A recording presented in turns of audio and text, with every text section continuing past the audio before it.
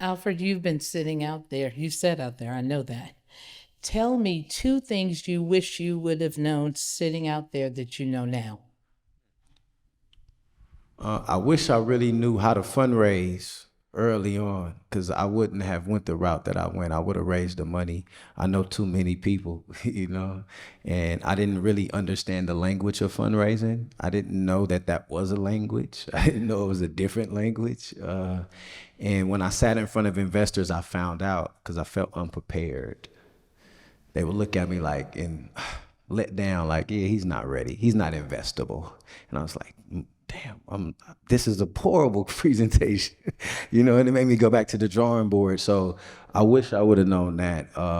And I think I would have started a brand. I would have tried to make market penetration a long time ago, doing something, right? Because when you starting, I don't care if I have a good buddy, his name is Problem. He's an artist, right? And some of us may be familiar with Problem. He started a cannabis company and he's Problem. No, he started. He's starting over. You know what I'm saying? It's the beginning all over again, no matter what you do. So I wish I would have started, like I got IP. I got a federal trademark on my clothing brand, which is actually the name of my cannabis line. And I did that, but I haven't put it out.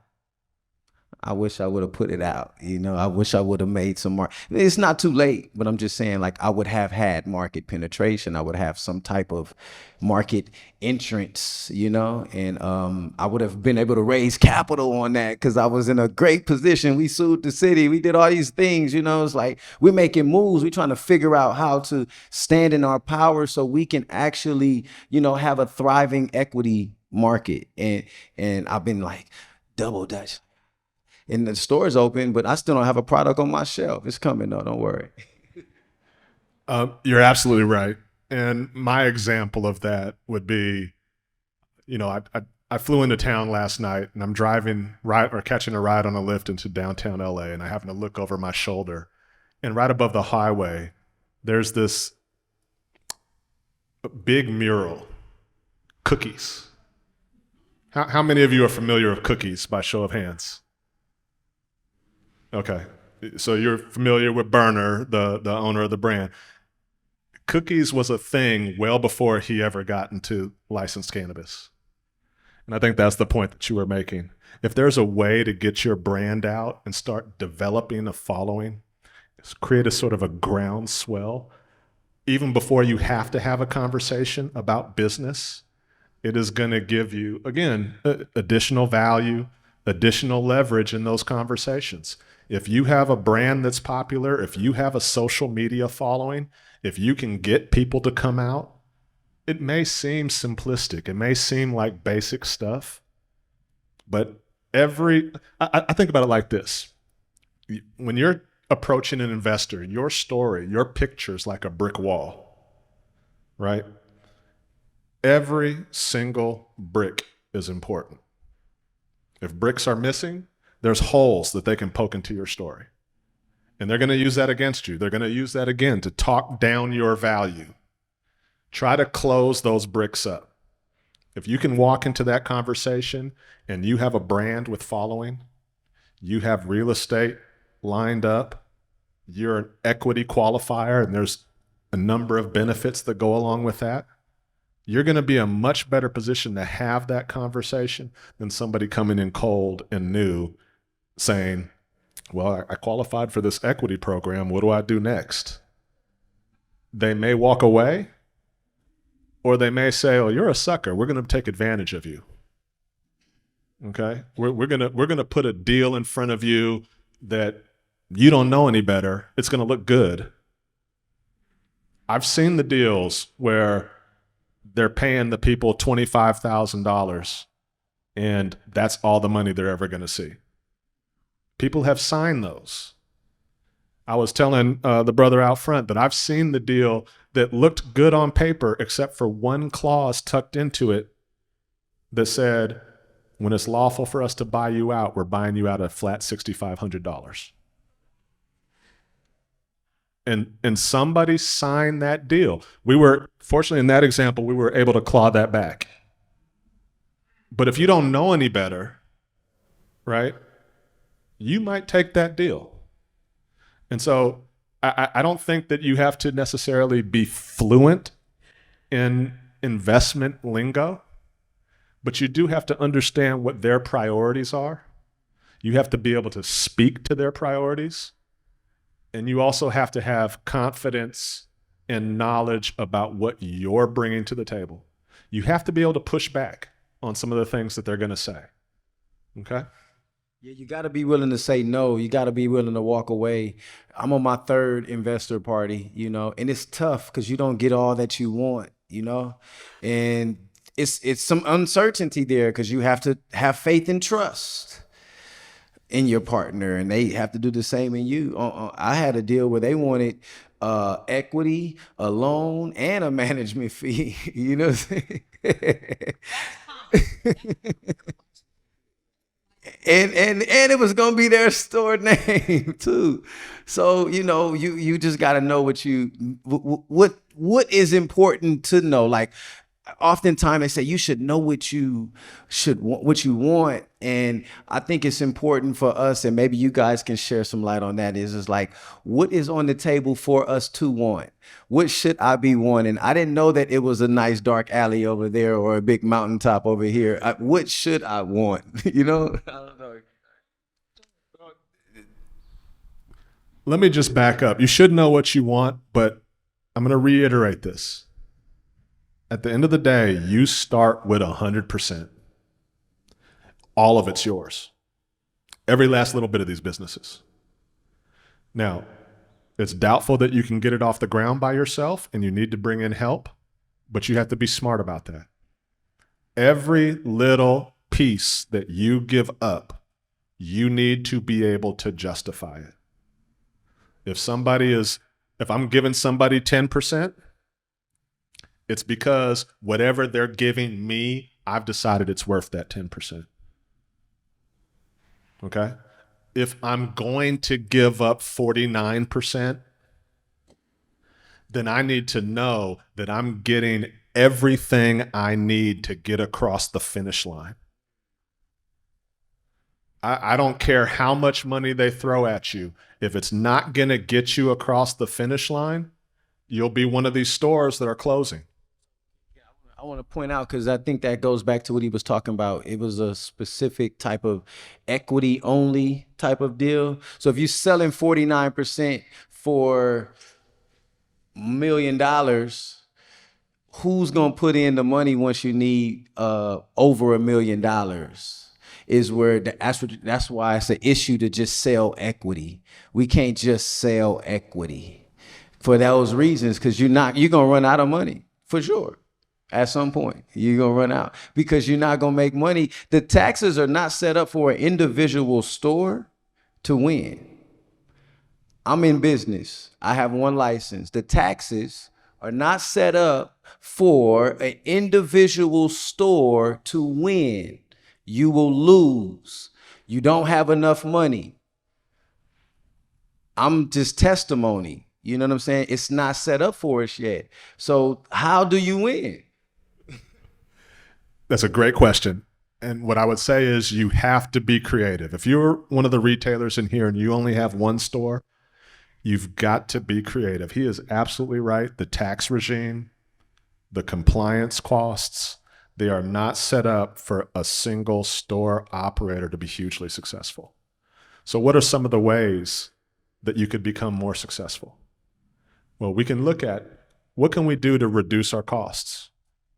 What can we do to reduce our holding costs? For example, we talked about people in this room potentially working with each other.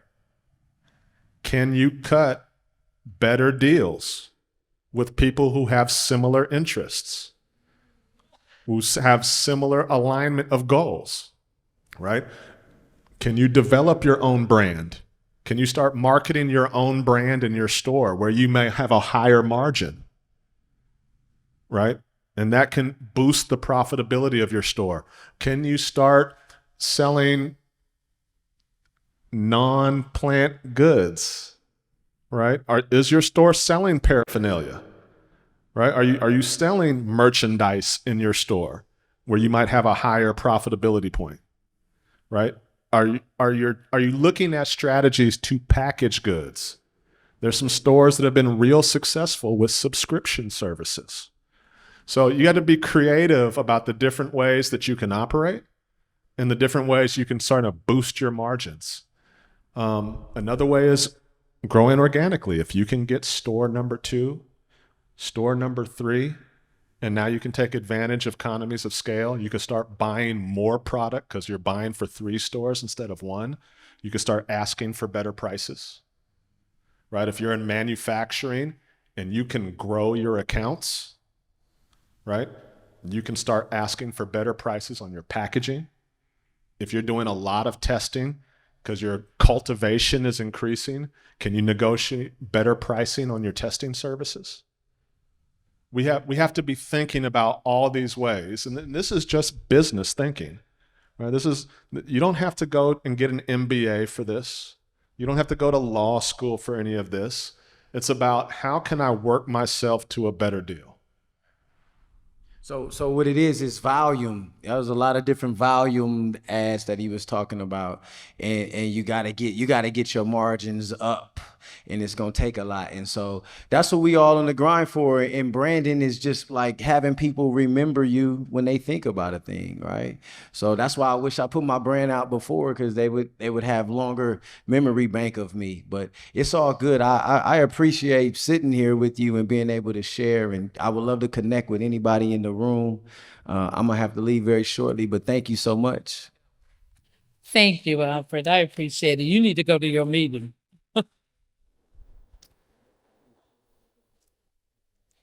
And so, Dr. B, is this Q&A now? Okay. Okay. Does anybody have any questions? Okay. You can put it up there. I'm gonna get Okay. I'll slide in.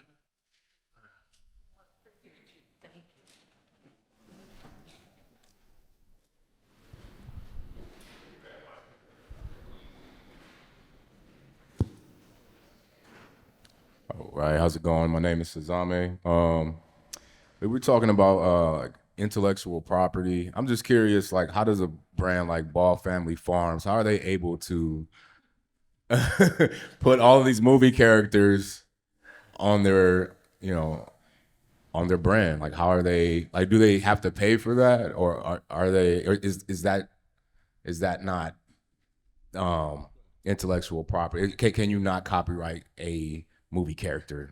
I'm going to have Zachary answer this, but I may help your question even more because I know Chris Ball. How does he also have strains called Purple Rain and different things? So he's asking for, now we're talking about the real of the real, what we see. I got you. But he's asking, not only is he having characters, but then he's using copyrighted, trademark, things of that nature. Or we see that out in the marketplace. So the first thing I just as a disclaimer, you're not supposed to be able to use characters in California for your marketing or your branding. So that sounds like there's a regulatory violation there anyway. But let's just step back and talk about the mechanics of how that gets done. So once you protect your IP, how do you monetize it? Well, you license it out, right? So the person who holds a copyright on those characters makes money by licensing the use of that character, whether it's to a cannabis business or somebody who's putting that character on ball caps or t-shirts. There's a licensing arrangement there, right? And this is all part of developing the brand for whatever company that's producing that product. If I'm in the business of making t-shirts and I think t-shirts will sell better with Mickey Mouse on it, I'm going to contact Disney and I'm going to ask them about licensing their design. Now that might not be a poor example. Disney may make their own t-shirts, but it's the same process, right? And a license IP doesn't necessarily have to be some copyrightable material. We see this all the time in the cannabis industry. Your favorite rapper's favorite rapper has a cannabis product, right? And to be honest, most of those artists do not own the cannabis company. These are licensed cannabis operators who are approaching these artists and saying, hey, 10 other artists have a cannabis deal and they're making money and you don't. Partner with me. Then you can go out on your social media and you can promote your cannabis brand. And, we'll give you royalties. We'll, pay you some licensing fees. But it's the licensed operator who is selling that product. And they're usually paying somebody else for the rights to use their name, image, and likeness in connection with selling that product. So my guess is, unless Chris Paul cut an equity deal, which I'm pretty sure he hasn't, he is licensing his name, image, and likeness to some operator who does have a license to operate in cannabis. And you all need to be very careful. And I encourage all of you to look at MJ Business Daily, because then you can see really what's happening in the marketplace. Because we all see people have things that look like Skittles and everything else. They're cracking down on folks, okay? And they are giving out huge, huge fines. One of the largest fines in my legal career was against Disney. When Disney went after one of my clients for a licensing violation that was over for a sketch, $363 million, which they got a judgment on. I say that because you have got to be careful. It's too laissez-faire out here. Y'all don't think grits is groceries. They groceries. And people will show you better than tell you. So even when you're being creative, really think. You had the slide where you just had the proximity of the canon names. Really do your searches. All of that's online. Make sure you can have the name that you have so you don't worry about a judgment. You can't pay no judgment. You're trying to get a business up. And one thing that Alfred said, which is true, we all assume it's the initial money. Zachary, is not infusion of cash at different points in the operating cycle. So you're going to have to probably 9 times out of 10, try to get some additional capital in order for you to keep your businesses going. So I urge all of you, this presentation about getting capital, having a pitch deck, your own pitch deck, have a management group. Investors want to see that you have business people on your teams and not cannabis folks.